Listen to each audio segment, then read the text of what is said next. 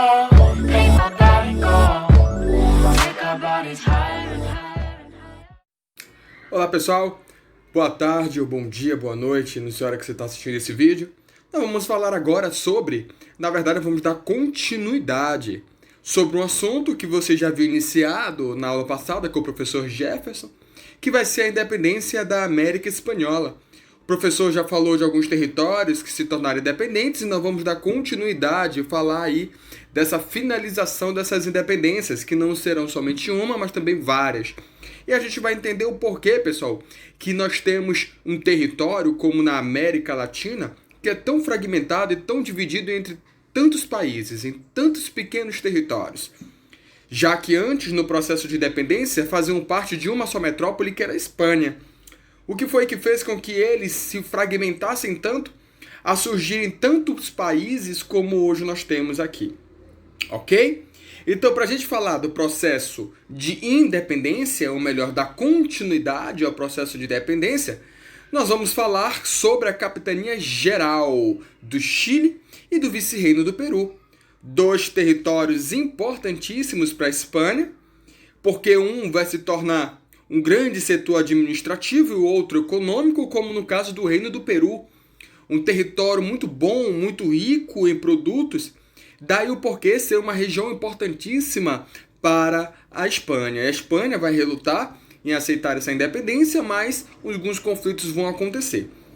A independência do Peru e do Chile será uma independência demorada, não vai ser da noite para o dia, ou seja, alguns conflitos vão acontecer, até mesmo porque são regiões muito boas, muito importantes para a Espanha.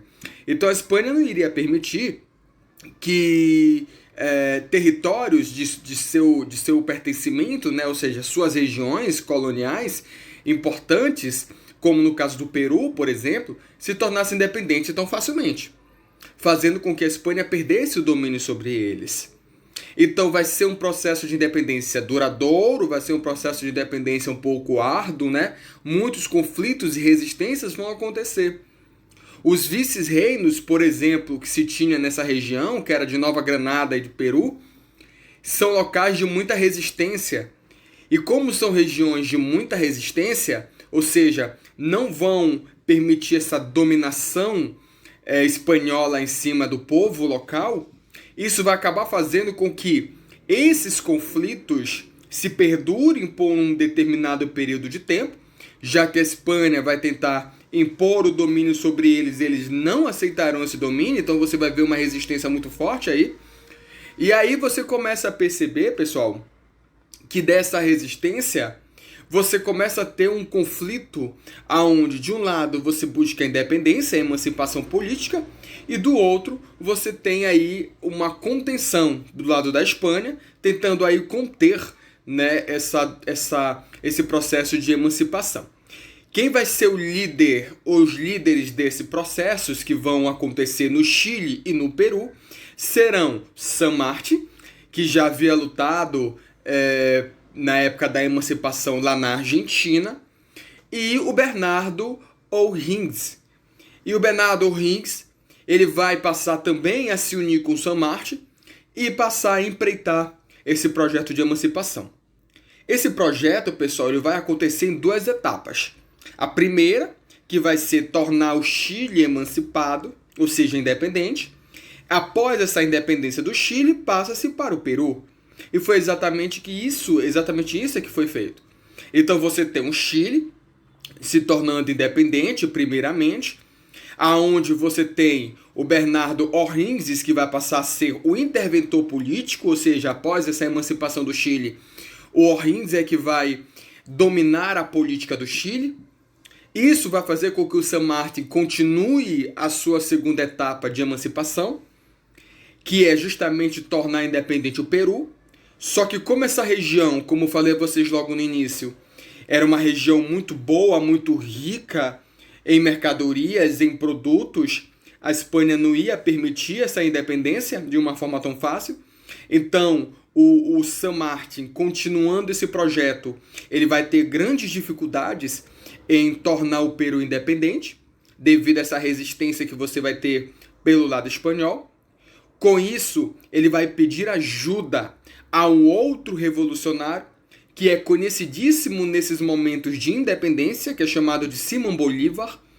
Simão Bolívar vai aceitar ajudar o San Martín. Ele vai até a região do Peru, aonde você tem as tropas militares lideradas por Simão Bolívar, unindo-se ao San Martín e promovendo a independência do Peru. Então, esse processo de independência vai acontecer em duas etapas. Primeiramente, dominando um setor importante nas questões administrativas, que é Chile. Posteriormente, você vai ter uma dominação de uma das regiões mais importantes em termos de produtividade, em termos de produtos, que é o Peru. Ok? A Capitania Geral de Cuba e da República Dinamarca também vai passar por um processo de emancipação, também de uma forma conflituosa e duradoura. A Capitania Dinamarca ela vai se tornar independente lá por volta de 1821 e vai ser uma independência temporária, né? Porque logo após esse processo de independência, ela vai passar a ser dominada por uma outra região, que é o Haiti. O Haiti, pessoal, que vamos falar já já sobre eles, era uma região que antes de ser independente era sob o domínio francês. E o Haiti vai dominar a República Dinamarca até por volta de 1844. Somente a partir desse ano, de 1844, é que você vai começar a ter essa, de fato, liberdade da República Dinamarca. Então será um momento conflituoso, um momento que toda a independência não vai ser feita de forma pacífica, você vai ter uma independência onde as metrópoles não permitirão que essa independência acontecesse. Então daí que você tem a incidência de conflitos nesse processo de independência. Seja eles no Chile, no Peru, República Dinamarca, Haiti, que vamos falar já já. E até em Cuba. Ok? A situação de Cuba ela é diferente da República Dinamarca. A Cuba, pessoal, ela vai se tornar independente lá em 1901 somente. Foi uma independência, uma liberdade um pouco tardia. Se você for parar para observar os outros territórios, Cuba teve um processo aí de emancipação um pouco tardio. Aonde o confronto dessa emancipação vai começar lá em 1895, vai ter a durabilidade aí até 6 anos aproximadamente. E esse processo ele vai desencadear seríssimos confrontos em território cubano. Você sabe que Cuba é uma ilha. Então isso vai acabar facilitando com que esse conflito aconteça isoladamente. Os líderes desse processo de independência vai ser o José Martí, que pretendia promover reformas sociais, acabando com aquela realidade conflituosa, complicada, de miséria e pobreza que se tinha em Cuba. Então era uma das pretensões que ele tinha. Você tem também como líder, além do José Martí, o Máximo Góes e o Antônio Maceo. O Máximo Góes e o Antônio Maceo vão ter o apoio dos Estados Unidos nesse processo de independência cubana. Eu chamo a atenção de vocês para esse momento que nós estamos falando. O processo de independência em Cuba vai acontecer aí no final do século XIX, próximo do século XX. Nesse momento, os Estados Unidos possuem já indústria nos seus territórios e começam a requerer aumentar o seu mercado consumidor. Então isso vai fazer, pessoal, com que os Estados Unidos apoie os revolucionários cubanos nesse momento de independência de Cuba, tendo interesse um pouco aí à frente desse apoio. O interesse americano é vender os produtos da indústria americana no território recém-independente de Cuba.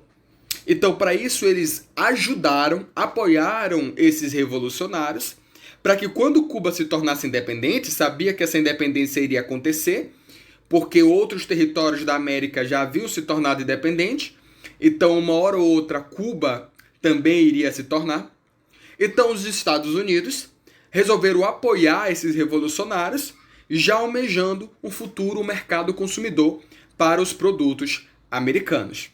Então daí que você vai ter esse forte apoio nesse processo de independência feito pelos Estados Unidos, tudo por interesse, devido à venda de mercadorias produzidas nas indústrias americanas, no qual os norte-americanos necessitavam escoar, né? Vender essa mercadoria, aumentar o seu mercado consumidor.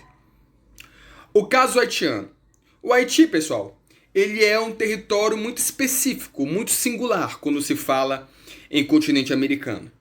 O Haiti, ele era uma colônia que inicialmente, até o século XVII, ficou sob tutela da Espanha. Posteriormente, você tem a França tomando posse desse território, chamado Saint-Domingues, ou seja, Santo Domingos. É uma região com a sua maior porcentagem da população negra, uma mão de obra escrava. E isso vai fazer com que o processo de independência do Haiti aconteça de uma forma bem diferente das outras. Você vai ter, pessoal, o Haiti sendo visto pela história como o segundo território independente da América. Primeiro são os Estados Unidos, o segundo será o Haiti. E o Haiti ele vai surpreender não só o europeu, como também os próprios territórios americanos. Porque o Haiti ele vai ter a sua independência promovida através de uma revolta negra, aonde os negros vão tomar o domínio do governo, que eram feito pelos brancos com ordem francesa, e vão passar a construir, a criar o primeiro estado independente e republicano feito por negros. Então não se esperava, já que nesse período, no século XVIII, você ainda tinha muitos territórios que viviam de uma mão de obra escrava. E aí, quando você tem negros escravos promovendo uma independência de um território e criando uma república, isso vai pegar de surpresa grande parte do território americano e europeu, fazendo com que até o medo, o temor, se instale dentro do continente americano. Temor em que sentido? Que em regiões como o Brasil, que possuía mão de obra escrava, o Brasil tinha mais escravo do que negro, do que branco, por exemplo. 50% da população era de escrava, era negra. Então você vai ter o medo de que isso ecoe dentro do Brasil. Então isso vai acabar fazendo, pessoal, com que o Haiti se torne uma região onde um foco de resistência negra vai ecoar por todo o continente americano. E o Haiti vai se tornar um exemplo de resistência. Então você tem um território que vivia sobre uma economia açucareira, mão de obra que é a maioria da população negra, africano escravizados. Esse processo de independência vai se dar por volta de 1791 a 1803. Você vai ter como líder o Tanchad Louverture, que logo no início ele vai morrer, no meio do confronto, vai ficar aí por volta até de 1803, é quando ele vai morrer em campo de batalha. Quem vai liderar, vai seguir em frente com esse processo de emancipação do Haiti, vai ser o Jean-Jacques Dessalines. O Jean-Jacques Dessalines, ele vai assumir o papel aí do Toussaint, que liderava esse movimento, e ele vai passar a promover, em 1804, a independência do Haiti. Então esse processo de independência, que vai se dar de uma forma violenta e rigorosa, ao ponto de um dos líderes do movimento ser morto em campo de batalha, vai se dar um confronto muito grande com a França. Na época, eu destaco a vocês que a França vivia o governo de Napoleão Bonaparte, um grande militar, e Napoleão vai tentar rechaçar esse movimento, porém ele não vai conseguir, porque os negros já se articularam e promoveram esse golpe de independência, e que vai ecoar por todo o território americano, criando um medo e um pavor que essas ideias de independência ecoem por todo o território americano, influenciando outros negros a promover o mesmo. Então, pessoal, quando a gente fala em colônias espanholas, hoje a gente observa o território, o mapa da América Central e América do Sul, você vê que ele é totalmente fragmentado, né? Repleto de pequenos países. E aí você pega e pergunta, professor, mas por que que isso acontecia? Haviam duas ideologias no meio dessa independência. Duas ideias, dois projetos. Um feito pelo Simão Bolívar, que é um dos líderes desse movimento que você vai ter, que já falamos sobre ele. Simão Bolívar vai ter um projeto de independência chamado de pan-americanismo. Esse pan-americanismo é quando você tem todo o território da América espanhola se unificando em prol de um só grande reino, que vão passar a ter uma só cultura, um só comportamento. Esse é o pan-americanismo, que era uma ideologia apoiada por Simão Bolívar. E você tem do outro lado um outro projeto apoiado por uma elite local, chamado de crioulos. Os crioulos, pessoal, é uma elite nascida aqui na América, mas com descendência espanhola. E os crioulos, como são elite, eles vão querer ter um projeto de independência voltado para os seus interesses. E o interesse desses crioulos é a fragmentação do território, aonde cada região ia possuir seu próprio governo, seu próprio território, sua própria economia. Não era objetivo deles unificar toda a região em prol de um só governo, mas sim criar diversas regiões, diversos territórios, e cada território criar o seu próprio governo. E foi esse projeto dos crioulos que passou-se a vigorar no momento de independência da América Espanhola. Por isso que hoje nós temos esse número de países tão grandes dentro desse território americano. Se você pegar o mapa da América Central, você vai ver o quanto de países pequenos em termos de território existem. Então aí você percebe qual das ideias passou a vigorar. Se foi a do Simão Bolívar, do pan-americanismo, ou se foi a dos crioulos, que queriam uma fragmentação territorial e cada território criando o seu próprio governo. Claro que foi o dos crioulos que prevaleceu. Ok. Obrigado pela atenção de vocês. E qualquer dúvida, é só nos chamar.